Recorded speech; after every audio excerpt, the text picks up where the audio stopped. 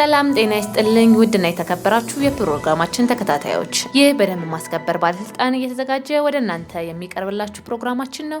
አብራችሁን ቆዩ። ባለስልጣኑ በደንብ መተላለፎች ዙሪያ ግንዛቤ ለማሳደግ ከኢትዮጵያ ብሔራዊ ቡድን ደጋፊዎች ማህበርና ከበጎ ተጽዕኖ ፈጣሪ ቲክቶከሮች ጋር ውይይት አካሄደ። የአዲስ አበባ ከተማ አስተዳደር ደንብ ማስከበር ባለስልጣን የደንብ መተላለፎች ግንዛቤ ለማሳደግ ከኢትዮጵያ ብሔራዊ ቡድን ደጋፊዎች ማህበርና ከበጎ ተጽዕኖ ፈጣሪ ቲክቶከር ወጣቶች ጋር በተቋሙ ተግባርና ኃላፊነት ዙሪያ ለግንዛቤ የሚሆንና አብሮ መስራት የሚያስችል የውይይት መድረክ በባለስልጣኑ መሰብሰቢያ አዳራሽ አካሂዷል። በመድረኩ ንግግር ያደረጉት የአዲስ አበባ ከተማ አስተዳደር ደንብ ማስከበር ባለስልጣን ዋና ስራ አስኪያጅ ሻለቃ ዘሪሁን ተፈራ ባለስልጣኑ ከተማዋን ከደንብ መተላለፍ የጸዳች ለማድረግ በርካታ ስራዎች በመከናወን ላይ መሆኑን ገልጸዋል። ተቋሙ እንግዲህ በትልቁ ነገር ያው የተሰጠው ተልዕኮ በአዲስ አበባ ከተማ ውስጥ የደንብ መተላለፍ እንዳይከሰት መከላከል ነው። ተፈጽሞ ከተገኘ ደግሞ መቆጣጠር ነው። ከተማችን አሁን እንደምታዩት በጣም ተውቦ ጸድቶ እናንተም ስትሄዱበት ከውጭ ያለውን ጓደኞቻችሁን ቤተሰብም ሲመጣ እየወሰዳችሁ የምታዝናኑበት ደስ የሚል ከተማ ሆኗል ማለት ነው። ወንዞቻችን ጸድተው ትላንት አፍንጫችንን ይዘን የምንሄድበት ሳይሆን ዛሬ ቁጭ ብለን የምንዝናናባቸው አካባቢዎችን ፈጥረናል ማለት ነው። ደንብ ማስከበር ባለስልጣን ከየት ወዴት በሚል የተዘጋጀ ሰነድ በባለስልጣኑ የደንብ መተላለፍና መከላከል የግንዛቤ ማስጨበጥ ዳይሬክቶሬት ዳይሬክተር ወይዘሮ ሰርካለም ጌታሁን ቀርቧል። ከተማችን ከደንብ መተላለፍ የጸዳች የጸጥታ ችግር የሌለባት ለማድረግ ለህብረተሰቡ የግንዛቤ ማስጨበጫ ስራው ያለው ጠቀሜታ ሰፊ በመሆኑ ወጣት የማህበራዊ ሚዲያ ተጽዕኖ ፈጣሪዎች ስራቸውን ለህብረተሰቡ ተደራሽ ለማድረግ ከተቋሙ ጋር ተቀናጅተው መስራት እንደሚገባ የባለስልጣኑ ምክትል ስራ አስኪያጅ አቶ ንጋቱ ዳኛቸው ገልጸዋል። አክለውም የዛሬው መድረክ በጋራ ስራዎች ለመስራትና የመጀመሪያ የምክክር ፕሮግራም መሆኑን በቀጣይም ተጠናክሮ እንደሚቀጥል ጠቁመዋል።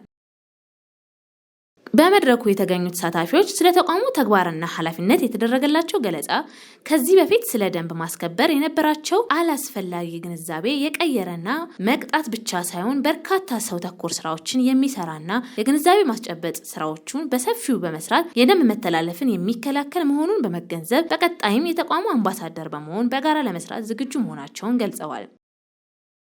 አዲስ አበባ ዛሬ እንደ ስሟ አዲስ ሆናለች። የአፍሪካ መዲና እንደመሆኗ መጠን የአፍሪካ ጉባኤ ሲካሄድ መሪዎች እየመሰከሩ ነው። ትናንት የነበረችው አዲስ አበባ አይደለችም ብሏል። እኛም ደግሞ ባለን በሶሻል ሚዲያ ከደንብ ማስከበር ጋር በመሆን ቲክቶከሮች ባላቸው ፎሮም ሳይናቅ ከሚዲያ በላይ ትልቅ ተሰሚነት ተቀባይነት አላቸውና ከዚህ ተቋም ጋር አግሪመንት ፈጽመው ተቋሙን በየጊዜው የማስተዋወቅ እኛም ደግሞ እንደ ሀገራችን አምባሳደር ነን። ወጣቱ ጋር ሚዲያ ሰዎች ጋር አብሮ መስራት ትልቅ ነገሩ ጥቅሙ ምንድነው? ተደራሽነቱን ያሰፋል። ለምሳሌ እያንዳንዱ ሰው የራሱ የሆነ ተከታይ ይኖረዋል። አንድ መሪ አንድ አመራር ወጥቶ ይሄ ነገር ተሰራ ወይም ይሄ ነገር ሊሰራ ነው ብሎ ከሚያወራው ይልቅ በድራማ ቢቀርብለት ወይ በተለያየ ነገር በሚያዝናና ነገር ቢቀርብለት ሰው ያንን ነገር አብሮ የመስራቱ ነገር ደግሞ በጣም ጥሩ ነገር ነው። ምክንያቱም እያየነው ያለነው ነገር በጣም አሪፍ ነገር ስለሆነ እኛም ደስተኞች ነን።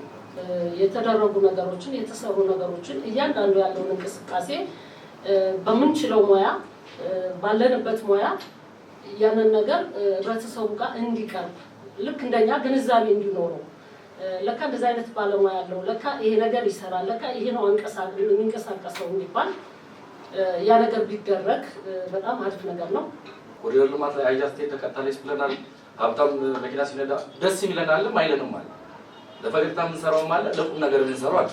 በተለይ እንደዚህ ኮሪደር ተሰርቶ መኪና ሲነዳበት ማይ ደስ ይላል። እንደዚህ ቅጣቶችን ደስ ይያል ነው የምንዘግበው። ቤቶች ታድሷል የሚል መረጃ ሰምቼ ነበር። ቤቶቹንም ሳያቸው በጣም ቆንጆ ታርጎ ነበር የታደሱትና ስለዚህ አይነት በጎ ተግባሮችን ወደ ሶሻል ሚዲያ ቢመጡና ሶሻል ሚዲያ ላይ ካሉ ልጆች ጋር ተቀናጅተው ለምሳሌ እኛ የምናውቃቸውን ሰዎች አሉ፣ አቅመ ደካሞች በጣም አስከፊ የሚባሉ ኑሮ እየኖሩ ያሉ ሰዎች ማለት ነው። ስለዚህ በጎ ስራዎች ሲሰሩ ወደ ሶሻል ሚዲያ ቢመጣ እኛ ጋር ቢቀናጁ እየተሻለ ለህዝቡም ተደራሽ ማድረግ እንችላለን።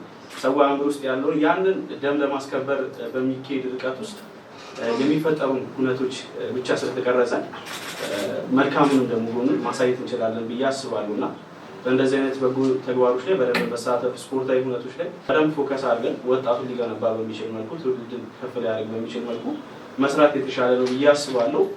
ከህዝቡ ጋር የሚገናኙት የእናንተን ስም የእናንተን ዩኒፎርም የእናንተን እንትን አድርገው የሚሄዱት ሰዎች ላይ በደንብ ጥንቃቄ ያስፈልጋል ብዬ አስባለሁ። ከዚህ ባለፈ የሚሰሩ ስራዎች አሁንም ህዝብ ጋር ተደራሽ መሆን መቻል አለባቸው። ግልጽና ግልጽ ሆነው ህጉ መታወቅ መቻል አለበት። አንድ ሰው ቆሻሻ አውጥቶ በሩ ላይ ይመጣል፣ ወንጀል መሆኑን ማወቅ መቻል አለበት። በህግ በደንብ ማስከበር እንትኑ ሊያስቀጣው እንደሚችል ማወቅ አለበት። ይሄንን ካላወቀ ይቀጣል። እንደዛ የሆነ ከሚሄድ ማስተማሩ ላይም በደንብ መስራት አለብን ብዬ አስባለሁ። እዚህ ጋር ያሉት እንግዲህ የሶሻል ሚዲያ ልጆችም ብዙ ነገሩ ከደንብ ማስከበር ከዚህ መስሪያ ቤት እንግዲህ ብዙ ነገሮችን አውቀዋል ብዬ አስባለሁ። ስለዚህ የሆኑ ነገሮች ሲነሱ የሆኑ ሀሳቦች በሚዲያው ላይ በሚንሸራሸሩበት ሰዓት ኢዝሊ አንደርስታንድ ያደርጉታል ብዬ አስባለሁ። ዛሬ የተገለጸውን ገለጻ እዛ ጋር በተጻፈው መልኩ ብቻ ሳይሆን ለምን እንደተጻፈ ህጉ ምን እንደሚል ይሄ መስሪያ ቤት ምን እንደሚሰራ ግልጽ ሆኗል ብዬ አስባለሁ። በመጨረሻም የደንብ ማስከበር ባለስልጣን ቢሮውን እንዲሁም ደግሞ አዲስ ገንብቶ ያስመረቀውን ስቱዲዮ ጉብኝት አድርገዋል። ከዛ በመቀጠልም ከኢትዮጵያ ብሔራዊ ቡድን ደጋፊ ማህበር ሰብሳቢ ጋር በቀጣይ አብሮ ለመስራት የሚያስችል የስምምነት ፊርማ ተፈራርመዋል። የነበረን ቆይታ ይህን ይመስል ነበረ። በቀጣይ በሌላ ፕሮግራሞች እስከምንገናኝ ድረስ ቸርን ሰንብት።